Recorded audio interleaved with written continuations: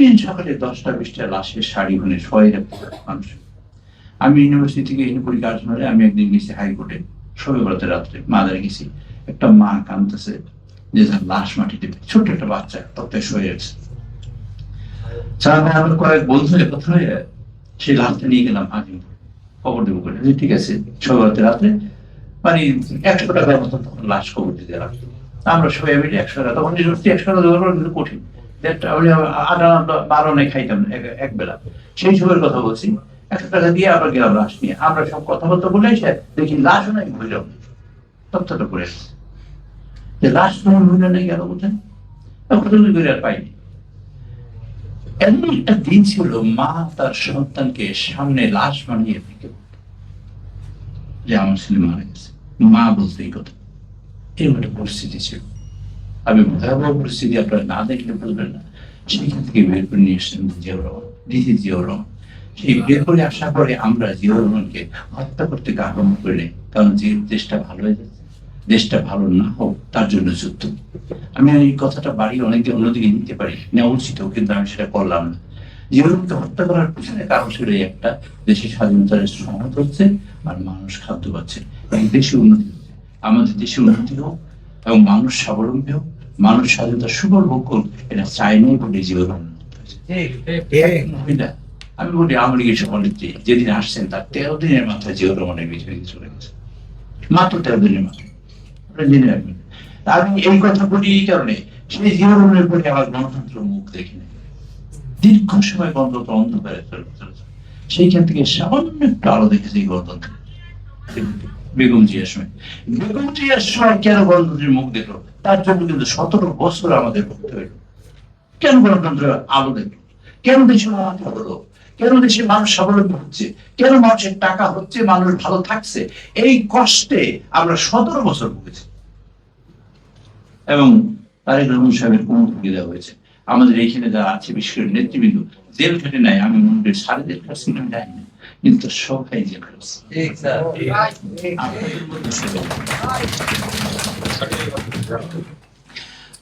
নাই এমন একজন নেই। আচ্ছা, নির্যাতনের শিকার হয় নাই আমি মনে করি না এখানে একজন আছে। সেই নির্যাতন, কষ্ট ফলানো তার ফসল কিন্তু আজকের এই গণতন্ত্র, তার ফসল জিয়াউর রহমান। আমরা কিন্তু এই জিয়াউর রহমান একটা স্বপ্ন, একটা ফুল, একটা গাছ আমরা বাঁচিয়ে রাখবো, এটা আমাদের দায়িত্ব। এই সরকারকে বাঁচিয়ে রাখার দায়িত্ব আমাদের। এই সরকার বাঁচিয়ে রাখলে কি হবে, কোনো টাকা নাই, ফার্মার্স কার্ড করে ফেলছে, কোনো টাকা নেই, ফ্যামিলি কার্ড করে ফেলছে, একটা ভঙ্গুর অর্থনীতি হাতে নিয়ে কিন্তু তিনি মানে কি বলে কৃষকের 10,000 কোটি, 10,000 টাকা পর্যন্ত সারা দেশে কৃষকের ঋণ মকুব করে দিচ্ছে। টাকা কিন্তু হাতে পায় না তিনি। কেন করেছেন? অ্যান্টিসিপেশন, আপনার সাহায্য করবেন, দেশের মানুষ সাহায্য করবেন, আর 27 লক্ষ টাকা পর্যন্ত চুরি হবে না। সেই জন্য তিনি বলেছেন, তিনি যে ভালোবাসেন দেশটাকে তার প্রমাণ, তিনি বলেছেন 2 বারের বেশি কেউ প্রধানমন্ত্রী হবে না। তৃতীয় বেশি বিরল ঘটনা এটা, 2 বছর বেশি, 2 বারের বেশি কেউ প্রধানমন্ত্রী হবে না।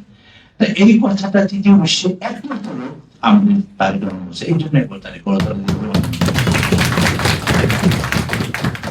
এই তৃতীয় বিশ্বে আর কেউ বলবে। তুমি ক্ষমতা চান না, আপনি যদি মানুষকে ভালো চান, তার প্রমাণ কিন্তু এটি। আর প্রমাণ এটা করতে গিয়া তিনি প্রথমে অনেক সংস্কার করছেন। হাঁটেন, যা দেখেন, যেখানে সংস্কার দরকার সেখানে বলেন। আপনি এখানে এসি চালাবেন পার্লামেন্টে, কারণ আমি কোর্ট গায়ে দিয়ে গেছি, আমার গরম লাগতেছে, আমি বলছি এসি একটু আমি আগে পার্লামেন্টে কোর্ট গায়ে দিয়ে যেত, সেদিন ঠকট করে কাঁপতাম, এত ঠান্ডা। আর এখন আমি বলছি একটু বারণ দেয় না, আমি বলছি একটা পয়েন্ট বাদ খেতে হবে, স্যার অসুবিধা, চাকরি চলে যাবে, এইগুলো চাই না। গতকালকে কথা বলছি, আমি ওনার পিছনে বসি, আমি কোর্ট গায়ে দেওয়া 20 ছাড় গায়ে দিয়ে দেয়, এইটি স্বাভাবিক। এই ওনার, আমি একদিন ওনার অফিসে গেছি, ওনার অফিসে বসে, এই বসে লাইট নেই, এই বসে লাইট চলে যেখানে বসে, আমি মনে হয় তার লাইট কি পাশে দিয়ে আছে না, দরকার কি, আপনি তো আসেনি, আপনি দেখতে পাচ্ছেন লাইট রুমের মধ্যে লাইটের ব্যাপারে। তিনি নিজের অফিসে, গত পরশু দিনের কথা বলি, এটা কিন্তু মানে বাস্তব কথা বলছি, গত পরশু দিনের অফিসে গেছি, উনি ঢুকলেন, আমি বসছি কারণে আমার সাথে সাথে যেতে আমি ঢুকছি, বললো যে স্যার এসি অন করবো, তা বললো যে সেন্ট্রাল চল না, আমি তাকে এদিকে বলছি সেন্ট্রাল নেই, তা বলছে আচ্ছা ঠিক আছে তুমি যাও। আরেকজন তার মানে অর্ডার লিখে বললেন যে তুমি যাও, আমরা যদি এসি চালান লাগে তাহলে চালিয়ে নেব, এই চালান। এই একটি টাকা, এক ইউনিট বাঁচাবার জন্য এই পরিশ্রমটা করেন, তার নাম তারেক। কি কি করেছেন? এয়ারপোর্টে যাবেন, অনেক মানুষ, অনেক তেল খরচ হবে, আবার সরকারি কর্মকর্তারা যাবে, বন্ধ করে দিয়েছেন। 3 জন যাবেন, 4 জন, এর বেশি যাবেন, নির্দিষ্ট করে দিয়েছেন এখানে করছেন। তিনি সব ইমাম মহাজনদের টাকা দেওয়ার জন্য পর্যায়ক্রমে সমগ্র দেশকে আওতাভুক্ত করবেন ইনশাআল্লাহ। এই বাংলাদেশে প্রথম ইমাম এবং মহাজিনরা সরকারের টাকায় টাকা দেয়। ধর্মীয় গুরুরা, পুরোহিতরা ইত্যাদি সবাই পেয়েছেন এই টাকাটা, পাবেন। এই প্রথম করেছেন, এই জন্য একবার বলতে সমগ্র বাংলাদেশে তিনি যা যা করেছেন আপনাদের যদি দেখিয়ে দিই, আপনারা দেখলেই দেখতে পাবেন।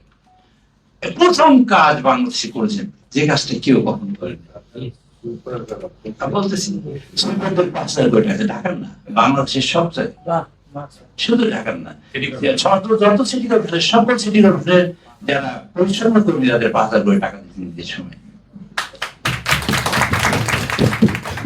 সরকারি কোষাগারের টাকার কোনো অভাব নেই। সালামে বললেন না, মানি ইজ নো প্রবলেম, এখানে মানি কোনো সমস্যা নেই। মনের ইচ্ছা আর ভালোবাসা, দেশকে ভালোবাসে, টাকায় সমস্যা হয়নি, দেশকে ভালোবাসেন। আর 27টা কোটি টাকা চুরি হবে না, তাই এই টাকাটা সরকারে থাকলে করবে এই টাকা দিয়ে। আমরা টাকার উপরে বসে থাকবো, টাকার উপরে ইনশাআল্লাহ বাংলাদেশ মানুষের স্বাবলম্বীটা আপনার চোখে দেখবেন, দেখতে থাকেন আপনারা।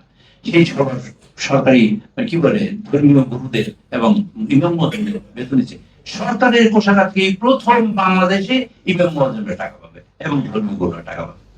এই কাজটা করেছেন তাই যে কাজটা করেছেন কিন্তু আপনারা কখনো দেখেননি। দেখিয়ে দেবো আপনার এমন একটা কাজ এখনো কেউ করেনি, দেখাবো। নির্বাচনে পাশ করা তারেক রহমান সাহেব বিরোধী দলের নেতার বাসায় গিয়েছে, একবার বাসায় গিয়েছেন। তিনি অন্যান্য ছোটখাটো দল একেবারে কম ভোট পেয়েছেন এমন নেতাদেরও বাসায় গিয়েছেন। এই জেস্টারটা কি আমরা কেউ কখনো দেখেছি?